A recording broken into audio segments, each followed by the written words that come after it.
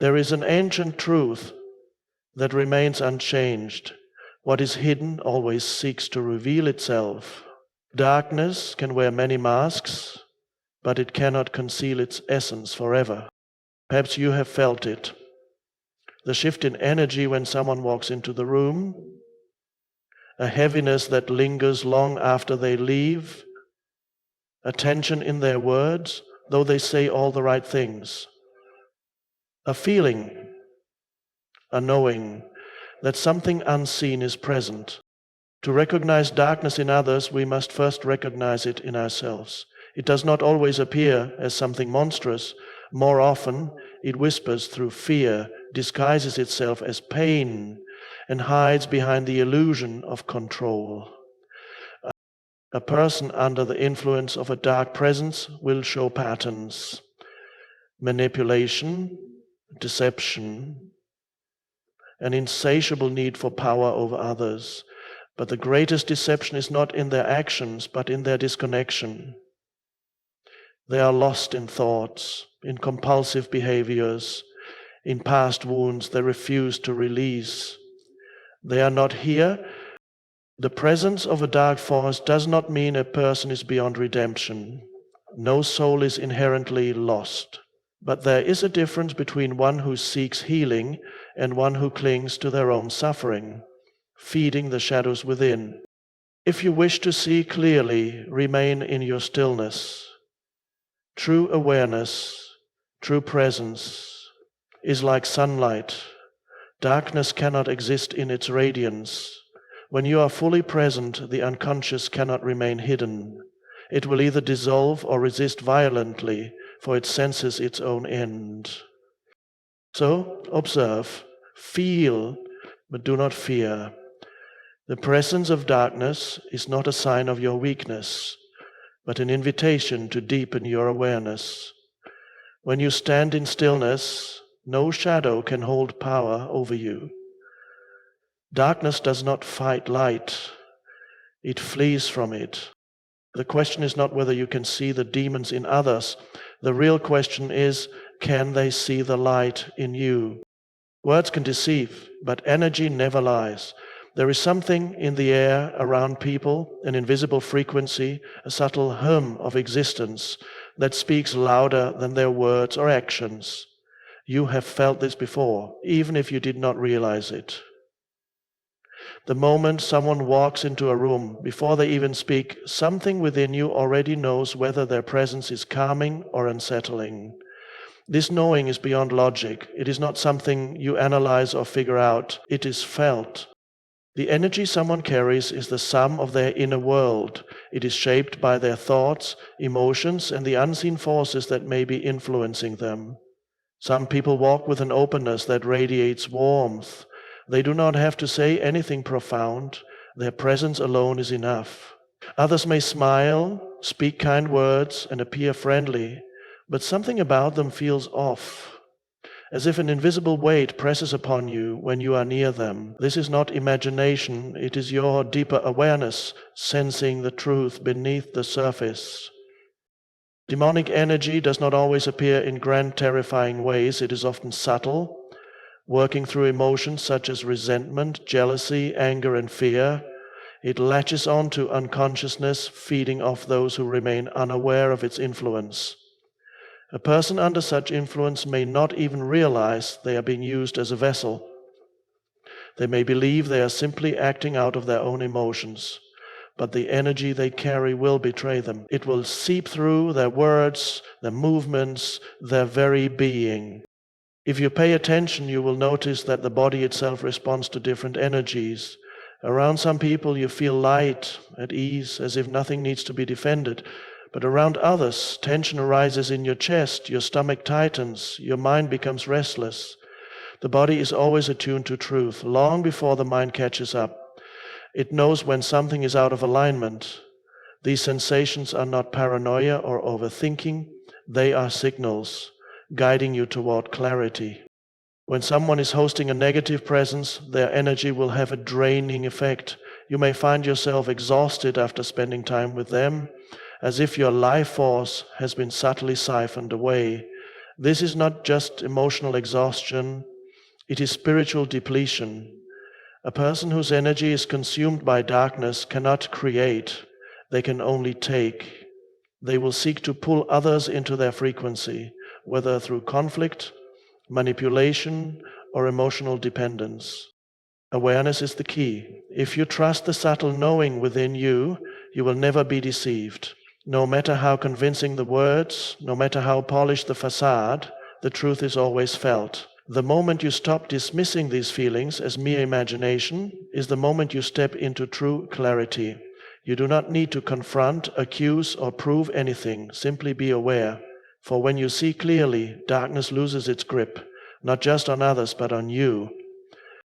The shadow never appears as it truly is. It does not announce itself with a warning, nor does it come in the form we expect. Instead, it wears disguises, masks of charm, concern, and even love.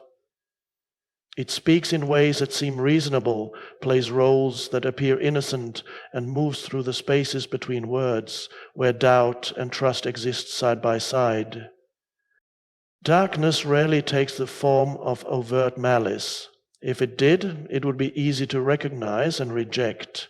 Instead, it operates subtly through manipulation, guilt, and illusion. It often presents itself as the wounded, the helpless, the misunderstood. It seeks sympathy, not by revealing its true nature, but by weaving a story that makes you question yourself. It does not demand your attention directly. Rather, it invites you to lean in, to offer help, to feel responsible for its suffering, and in doing so, it pulls you into its frequency. A person influenced by this energy may not even be aware that they are being used as a conduit for something deeper. They may genuinely believe in their words, in their emotions, in their pain. But if you watch closely, you will notice the patterns. A need for control disguised as care, a tendency to sow doubt while pretending to offer guidance. The way they shift the focus, turning attention away from their own inconsistencies and making you question yourself instead. Not all manipulation is aggressive. Some of it is quiet, passive, a slow erosion of your inner certainty. They may appear supportive while subtly planting seeds of fear. They may offer kindness with an underlying debt attached to it, a silent expectation that must be repaid. They may use vulnerability as a tool, drawing you in through your empathy, making you feel as if stepping away would be cruel.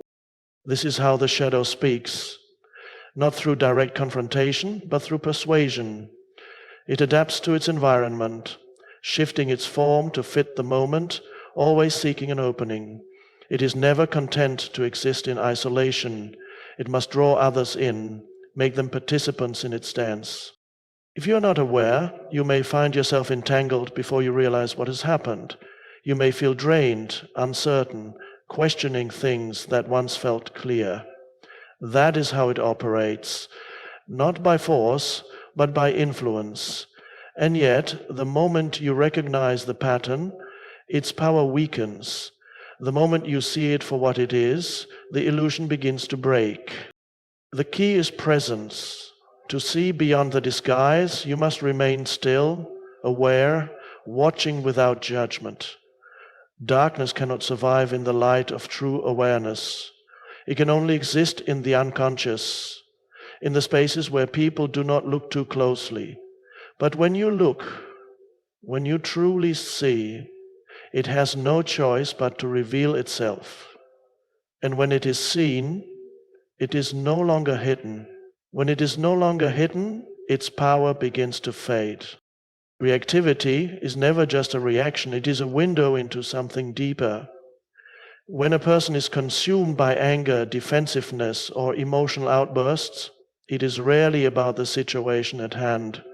It is about what is living inside them, waiting for a trigger to emerge. Most people believe they are responding to the present moment, but in reality, they are reliving something from the past, something unresolved, something that still holds power over them. When you encounter someone whose reactions seem disproportionate, whose emotions flare up suddenly and without reason, you are not dealing with just their personality. You are witnessing a force moving through them. Darkness thrives in unconsciousness, in automatic responses that bypass awareness. A person who is reactive is often unaware that their emotions are being used by something beyond them. They may feel justified in their anger, their blame, their need to defend themselves against even the gentlest truth. But the intensity of their reaction is the clue. It reveals that something inside them is resisting exposure. A negative entity, whether emotional or spiritual, cannot tolerate being seen for what it is. The moment you bring awareness to it, the moment you hold space for it without engaging in its drama, it begins to lose its hold. This is why people under its influence will often escalate when confronted with calmness. They need you to react, they need you to meet them on their level, to enter the storm with them. If you refuse, they feel an unbearable discomfort because your stillness threatens their unconscious state. You will notice this pattern especially when you question a false narrative.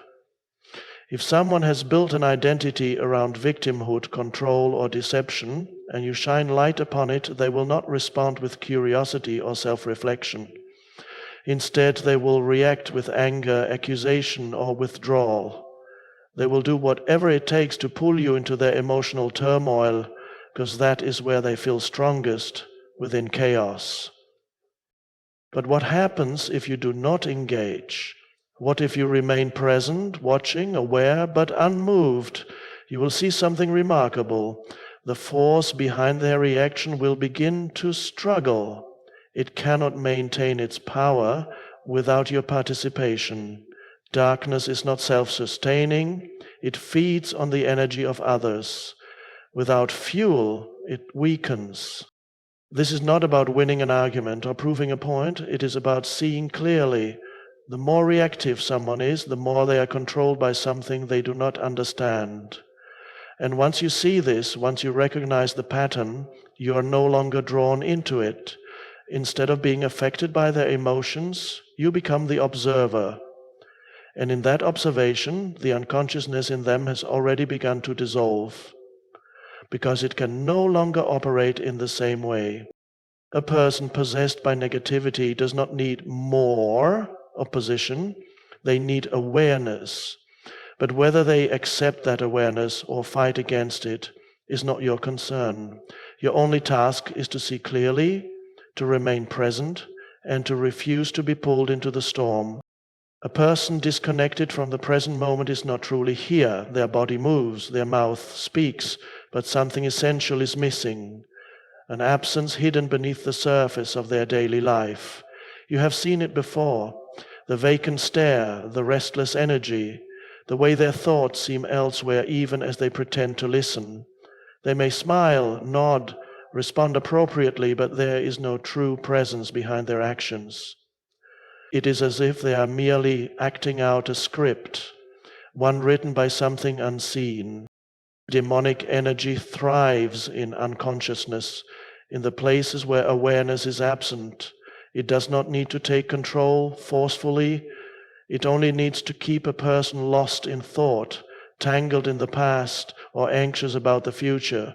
The more disconnected they are from the present, the easier they are to influence.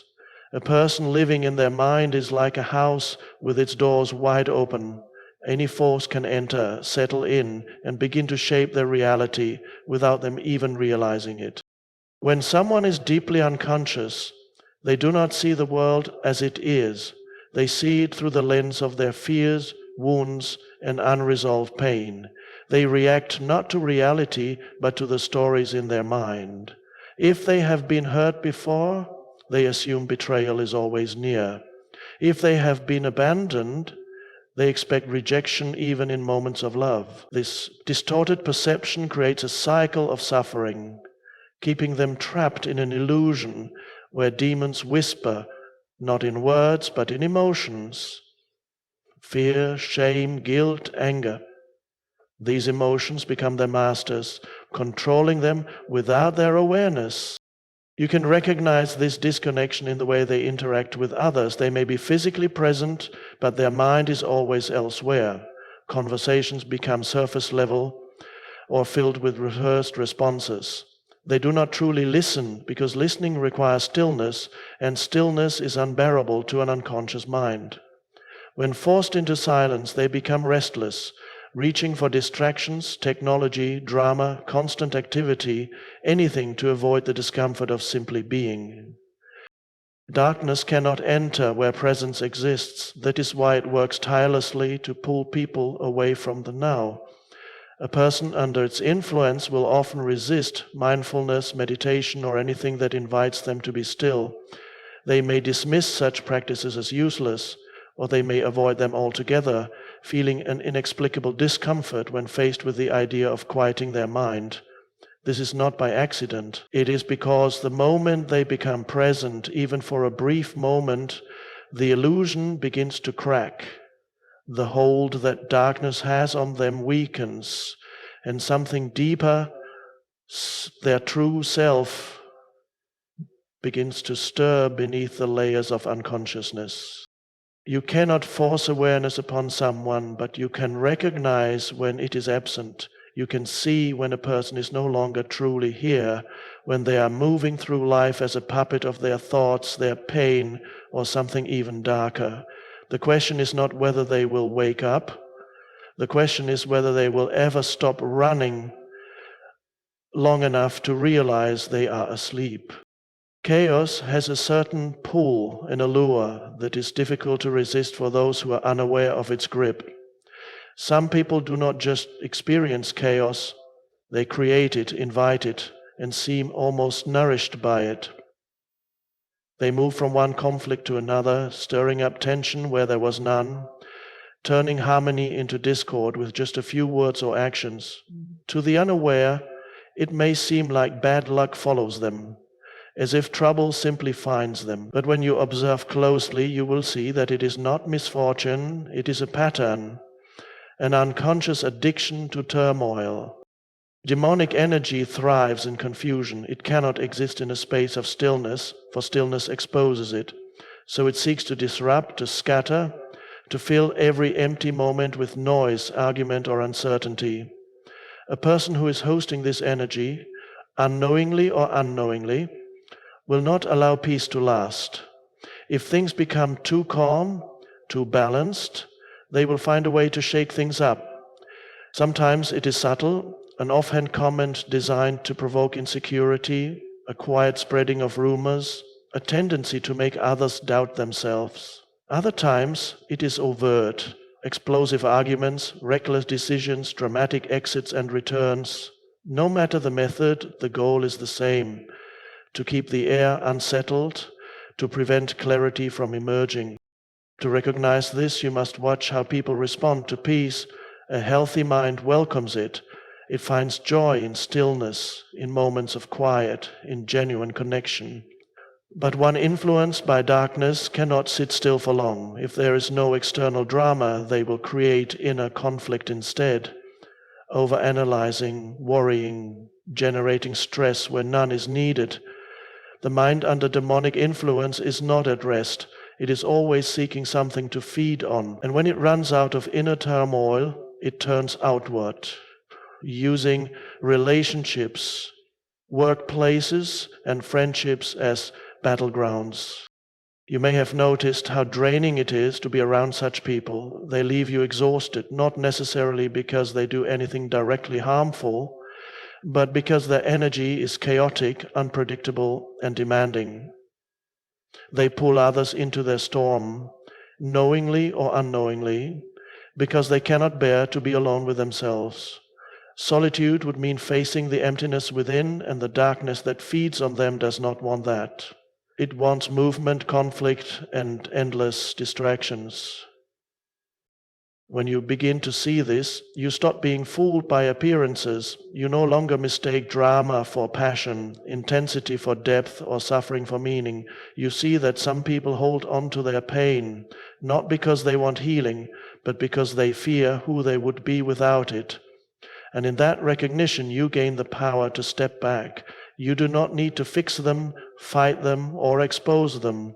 You only need to refuse the invitation into their chaos.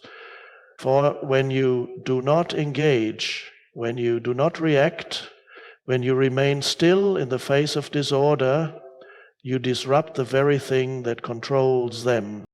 Beneath every act of manipulation, aggression, or deception, there is fear. It is the driving force behind control, behind cruelty, behind the desperate need to dominate or deceive. A person who has given themselves over to darkness is not powerful. They are terrified, but they will never show it. Instead, they wear a mask, carefully constructed to conceal the deep, gnawing fear that haunts them. Some wear the mask of superiority, presenting themselves as untouchable, invincible, above the weaknesses of others.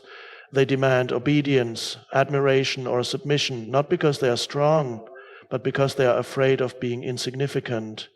If they can control others, they feel less vulnerable. If they can provoke fear, they momentarily escape their own. But watch closely, and you will see the cracks. A single challenge to their illusion sends them into a rage. A single act of defiance unsettles them. True strength is unshaken, but they are always on edge, always defending their position, because they know deep down that it is not real. Others wear the mask of the victim, using their suffering as a weapon. They refuse to take responsibility, always blaming, always pointing outward, ensuring that someone else carries the weight of their pain. They cling to past wounds, not to heal them, but to wield them against others, to gain sympathy, to manipulate. Their fear is of accountability, of standing alone without someone to absorb their burdens. If they are not seen as the wounded one, they fear they will be seen for what they truly are, someone who has chosen suffering over growth. There are also those who use kindness as a mask, appearing generous, compassionate, and selfless, but always with an unspoken cost. They give not freely, but with expectation. Their generosity binds rather than liberates, creating invisible chains of obligation. If you fail to return their favor, their kindness turns cold, revealing the true motive beneath it. Their fear is of rejection, of being unneeded, of not having control over how others see them. Regardless of the form, the fear beneath these masks is the same, the fear of exposure. Darkness cannot survive in the open, and those who host it, whether knowingly or unknowingly, live in constant dread of being truly seen. This is why they attack when questioned, why they manipulate when challenged, why they retreat or retaliate when their illusions are threatened. Their survival depends on keeping others blind to their true nature, just as they are blind to it themselves.